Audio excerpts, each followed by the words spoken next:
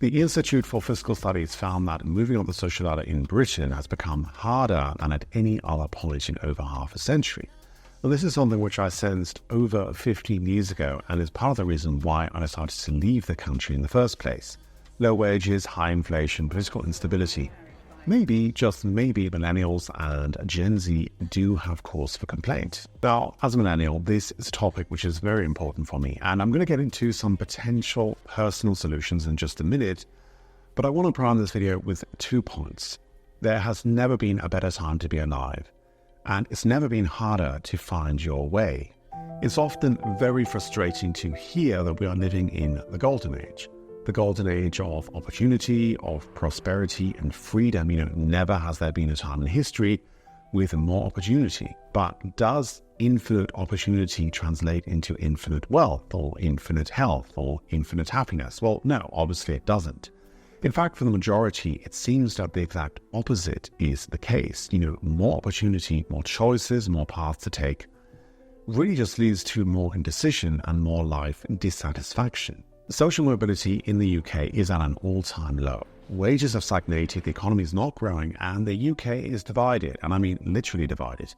The easiest way to increase your salary is to just keep doing whatever you're doing, but to do it in London. Now, obviously this will increase your expenses and it creates a kind of catch-22, but I don't know of any other European country where there is such a huge discrepancy in prosperity between the capital city and the rest of the country. And this is not just me having a rant. More and more studies are coming out and detailing how social mobility is increasingly out of reach.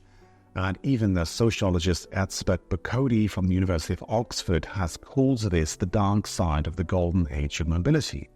If you're not born into wealth, then good luck climbing up the social ladder. But why is this the case? And is it really worse in the UK than in any other country?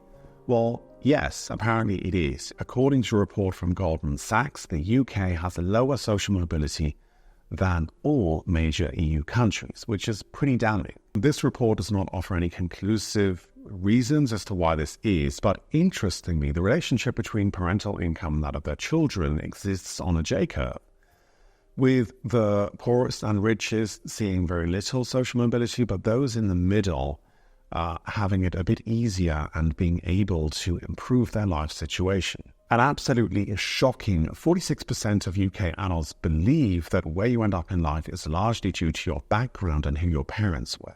46%. That is highly alarming, and it doesn't really matter what the reality is. The fact that so many people believe this makes it true. If almost half the population believe that they can't really do anything to change their situation, won't this just lead to a kind of nihilistic inertia? I mean, let's be honest. It's not the best mindset to have, regardless of the reality of the situation. I think this topic is of particular interest in the UK because of the historical class systems which have existed for centuries. There's always been a strong distinction between old money and new money. Just having money is not really enough to enter into certain layers of society. Much of it is based on family inheritance, not just wealth, but also occupations. I grew up in the English countryside, and if you're not aware of it, footpaths are a pretty big thing in the UK. Yes, we like our hiking almost as much as the Germans do, and there are footpaths all over the country. Some of them are very well demarcated, others not quite so much. I used to go for a lot of walks with my parents, and I still do when I go back to visit, and we used to have a lot of run-ins with the local lord of the manor. Yeah, you might not think so, but there are still quite a few old English estates in the English countryside owned by lords and dukes and, whatever. Some of them are owned by sort of rich bankers who have some distant claim to the aristocracy. And the local lord in this case was of the latter, so he was not really a lord. But anyway, some of the footpaths would lead across his land, and he would accuse us of trespassing. And he would often be on his horse or out with his hounds.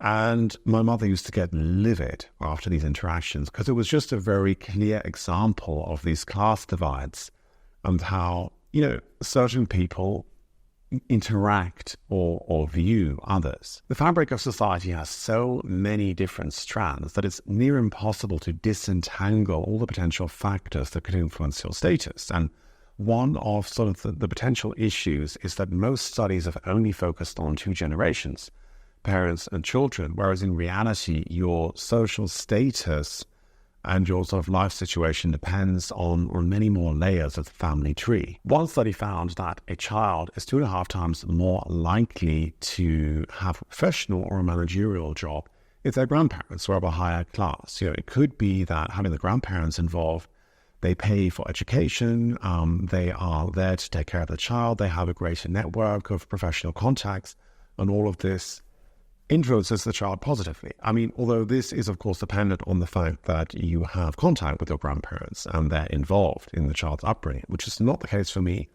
But I suppose it could be becoming increasingly more the case as young people just cannot afford to move out. So although social mobility has always been difficult, why is it especially acute at the moment in the UK? Well, reports and articles are unanimous in their analysis that it's illegal immigration, those bloody foreigners stealing our jobs.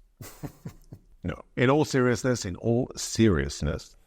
the reason is COVID. The most recent factor has been the pandemic, which has really become something of the great divider in the UK. The lockdowns in the UK were extremely strict and also went on for seemingly forever. I think it was at least 6 weeks longer than in Germany, and many businesses just couldn't survive this. And of course, this has hit the poorest the hardest. So much so that it's moved even more people towards the end of that J-curve. So is this all predetermined heritage, or is there actually something that we can do to change our situation? Well, it's a mess. It is a mess, and I have no idea about what to do with the people at the very extreme end of the J-curve.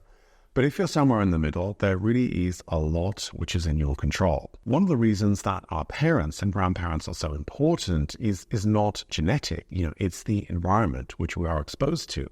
Is the type of education that we receive, the people we meet, and the expectations which are placed on us.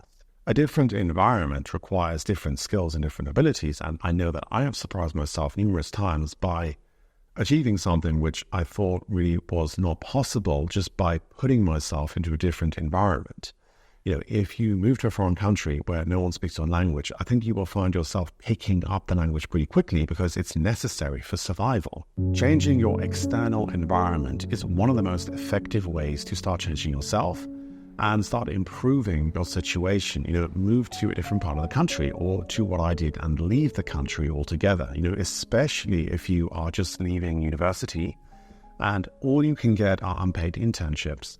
I think in this stage of life, it is very beneficial to take a year or two and go abroad, because you might find that you can actually build a better life there than in the UK. And even if you don't, it will give you a lot of life experiences and memories which nobody and nothing can take away from you. And for those who say it's unpatriotic or selfish or too individualistic or typical Gen Z millennial,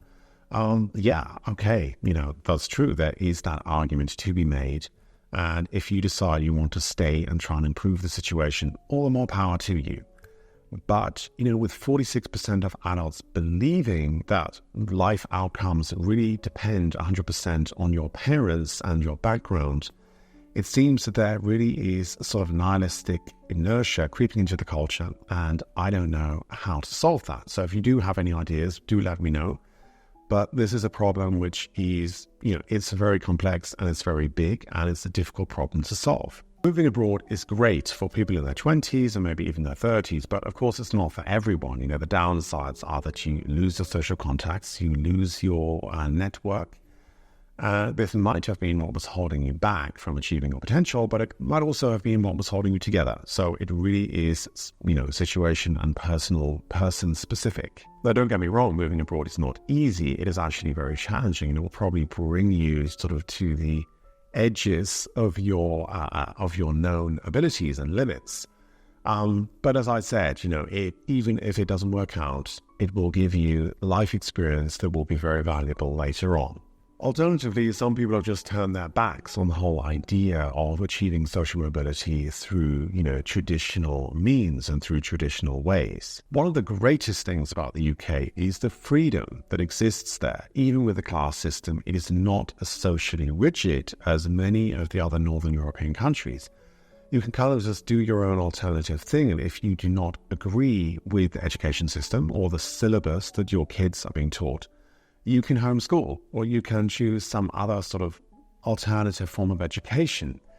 This is huge because education is really the number one thing when it comes to improving your life situation and social mobility in general. And this should not be taken for granted because, homeschooling is, for example, illegal in Germany. You cannot get out of the education system unless you have some sort of disability. I think what is very clear is that following the traditional path of 12 years of state education, followed by university and some sort of job that then helps you to cover your expenses, is not the way to get different or disproportionate results. If you want to improve your life situation and get different results to other people, you're going to have to do different things and take greater risks and really go against the grain. And I think especially if you're in your 20s and 30s, it is very important when presented with options to always lean into the option that seems more risky, that seems a little alternative, and that makes you a little scared. So although the situation is not good, I think the most important thing to take away from this video is that you need to be in the camp of one of the 54% of people that does not believe that your life situation is dependent on your parents or your background.